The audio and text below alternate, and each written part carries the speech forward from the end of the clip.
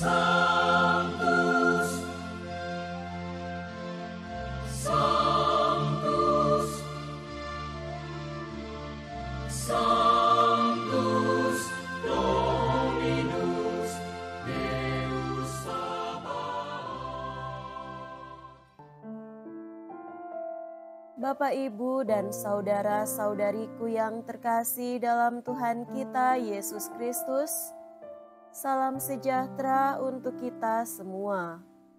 Berkat Allah yang Maha Kuasa senantiasa menyertai kita. Marilah kita mendengarkan dan merenungkan bacaan-bacaan kitab suci hari Senin tanggal 29 Januari tahun 2024. Bacaan pertama dari kitab kedua Samuel bab 15 ayat 13 sampai 14, dilanjutkan dengan ayat 30 dan bab 16 ayat 5 sampai 13a.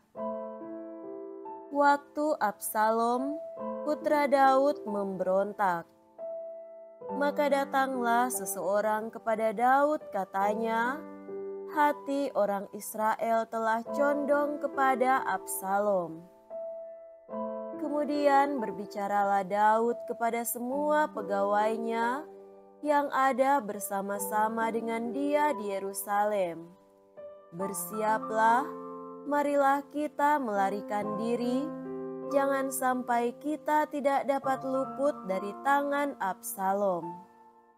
Pergilah dengan segera, supaya ia tidak dapat lekas menyusul kita dan mendatangkan celaka atas kita, serta memukul kota ini dengan mata pedang.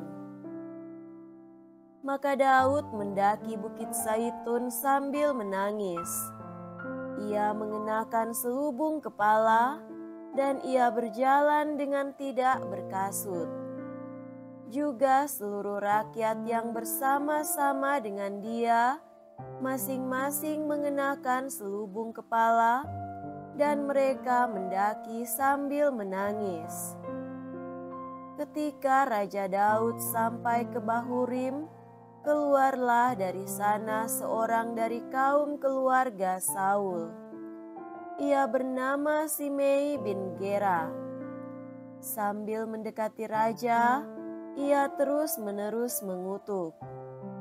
Daud dan semua pegawainya ia lempari dengan batu, walaupun segenap tentara dan semua pahlawan berjalan di kiri kanannya. Beginilah perkataan Simei pada waktu itu mengutuk. Enyahlah, enyahlah, engkau penumpah darah, orang dursila. Tuhan telah membalas kepadamu segala darah keluarga Saul yang engkau gantikan menjadi raja. Tuhan kini menyerahkan kedudukan raja kepada anakmu Absalom. Sungguh, engkau sekarang dirundung malang karena engkau seorang penumpah darah. Lalu berkatalah Abisai, anak Zeruya, kepada raja, mengapa bangkai anjing ini mengutuki tuanku raja? Izinkanlah aku menyeberang dan memenggal kepalanya. Tetapi kata raja, tak usahlah campur tangan, hai anak Zeruya. Biarlah ia mengutuk. Sebab apabila Tuhan bersabda kepadanya, kutukilah Daud, siapakah yang akan bertanya, mengapa engkau berbuat demikian? Kata Daud pula kepada Abisai dan kepada semua pegawainya, sedangkan anak kandungku saja ingin mencabut nyawaku, apalagi si orang Benyamin ini. Biarkanlah dia dan biarlah ia mengutuk, sebab Tuhanlah yang telah bersabda kepadanya demikian. Mungkin Tuhan akan memperhatikan kesengsaraanku ini dan Tuhan membalasku dengan sesuatu yang baik sebagai ganti kutuk orang itu pada hari ini. Demikianlah Daud melanjutkan perjalanan bersama orang-orangnya. Demikianlah sabda Tuhan. Syukur kepada Allah.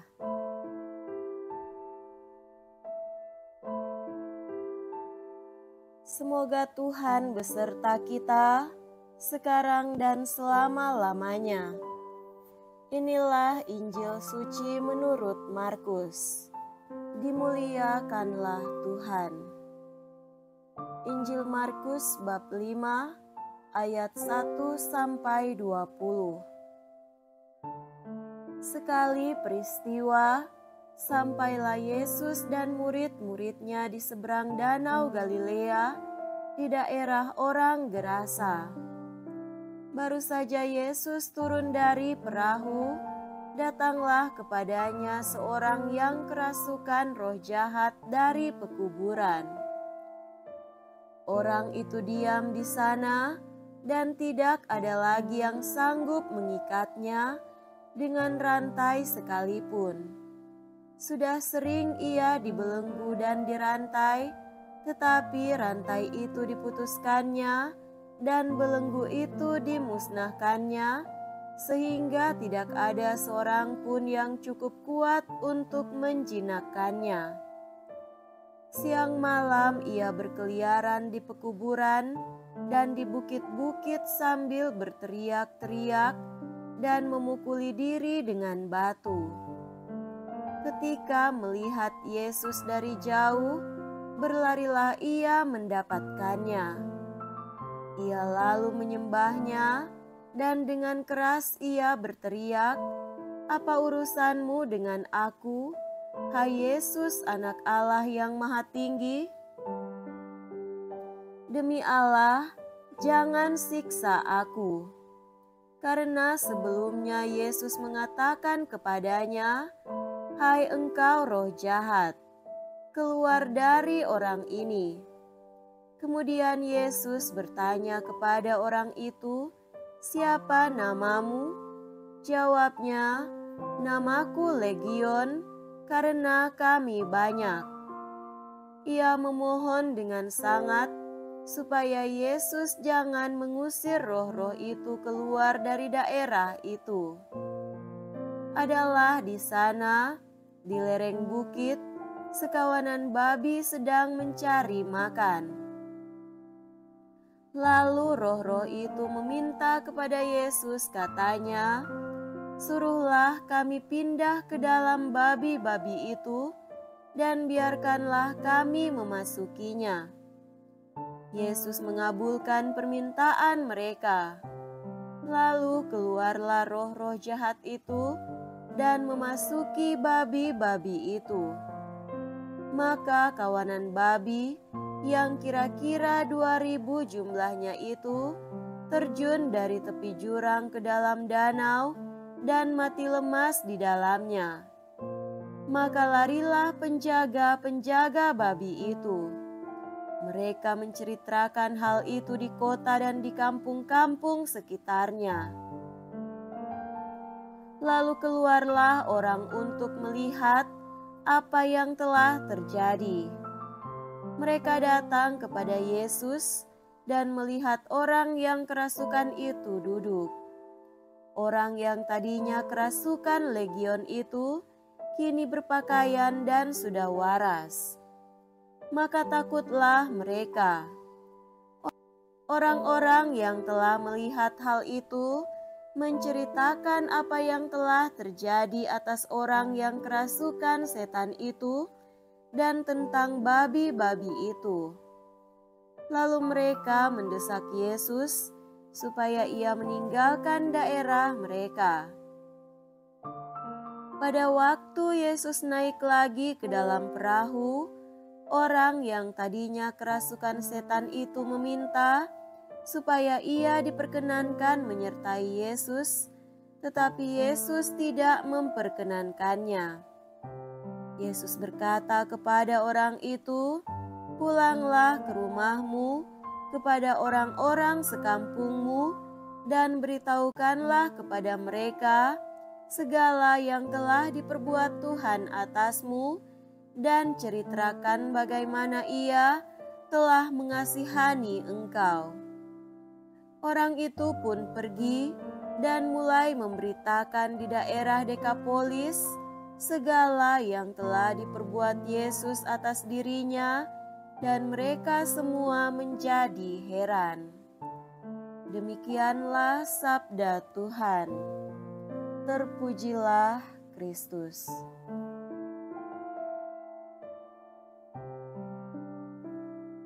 Saudara-saudariku yang terkasih dalam Tuhan kita Yesus Kristus, tema renungan kita pada hari ini adalah jangan biarkan roh jahat merasuki hatimu. Daud hari ini tampil sebagai seorang yang sadar untuk menanggung hukuman atas dosanya sambil mengharapkan penebusan Tuhan. Absalom, seorang putranya, membunuh Amnon yang telah menyakiti adik mereka Tamar.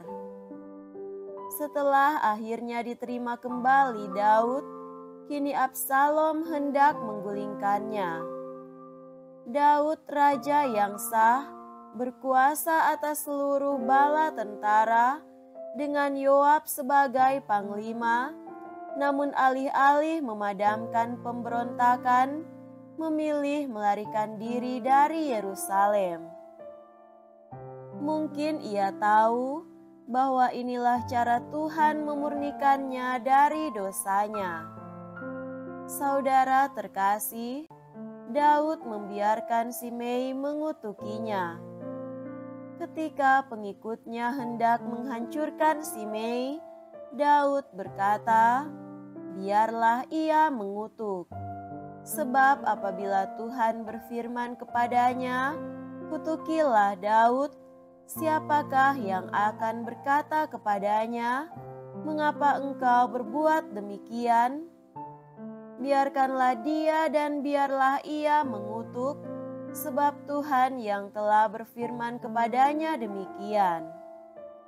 Mungkin Tuhan akan memperhatikan kesengsaraanku ini dan membalas yang baik kepadaku sebagai ganti kutuk orang itu pada hari ini."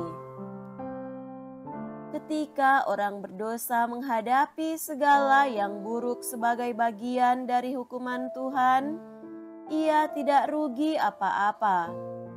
Sebaliknya, ketika orang baik mengalami segala hal yang buruk, itu adalah berkat rohani baginya dan bagi orang lain. Lewat orang seperti ini, Tuhan dikenal dan dimuliakan. Sebab ia tidak membalas kejahatan dengan kejahatan. Ia tidak menjadi tawar hati pun di tengah kesulitan dan tantangan, dan karena itu adalah bagian terang yang bercahaya dalam gelap. Saudara-saudariku terkasih, perlukah Yesus datang seperti ia dulu datang mengusir roh jahat dari seorang gerasa? Ada begitu banyak derita akibat perang, khususnya di Ukraina dan Tanah Suci, karena kejahatan manusia. Alih-alih menciptakan perdamaian, orang saling menghancurkan dengan senjata modern. Sumbangan nyataku, mungkin dengan tidak membiarkan roh jahat menggunakan pikiran, perkataan, dan perbuatanku untuk menghancurkan orang lain. Dengan mengizinkan Tuhan mengasihiku dan tinggal di dalam diriku. Selebihnya kita persembahkan semua penderitaan para korban perang kepada Tuhan dalam doa dan ekaristi. Bila tak mendapatkan keadilan dan damai di bumi ini, semoga mereka mengalaminya di seberang sana dalam Yesus. Semoga demikian. Amin.